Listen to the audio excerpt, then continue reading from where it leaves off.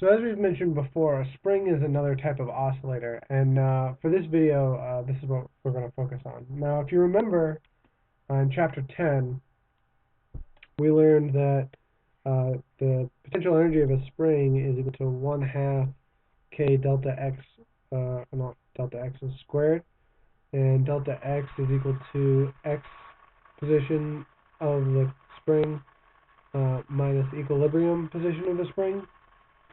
For this chapter,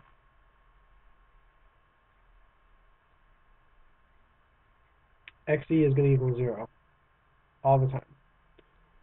So our updated equation is us equals 1/2 k x squared. Makes it easier. Now, if you remember, conservation of energy still applies for the spring. So E equals potential energy plus kinetic energy. And those are equal to 1/2 mv squared plus 1/2 kx squared with our new updated formula. So we know that at x equals plus or minus a, all the potential energy is equal to u because the velocity at that point is equal to u. Sorry, the velocity at that point is equal to 0. So at x equals plus or minus a, E is equal to u, B is equal to 0, and at x equals 0, E is equal to k, which makes k at x equals 0 the maximum that it can be, and also v at x equals 0 the max speed. Now again, momentum is conserved at these 2 points, so when E equals U and E equals K,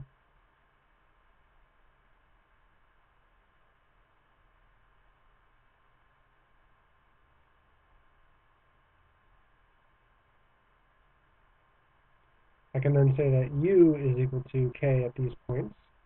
So I can say that 1/2 kx squared equals 1/2 mv squared, and I'm going to get V max equal to k over m times the amplitude. And if you remember earlier, in the first online lecture, said that V max is equal to omega times A. Well, if I plug these in, I'm going to have omega A equals square root of k over m times A. A is canceled. And if you remember from Chapter 7, we know that 2 pi over t is equal to omega. So I'm going to substitute that in. I'm going to have 2 pi over t equals the square root of k over m. So we get two different things. I'm going to get t is equal to 2 pi square root of m over k. And I'm also going to get, as you remember from online lecture number 1, that f is equal to 1 over the period. I will get F is equal to 1 over 2 pi K over M. Now what this implies is pretty significant, that the velocity does not depend on the amplitude.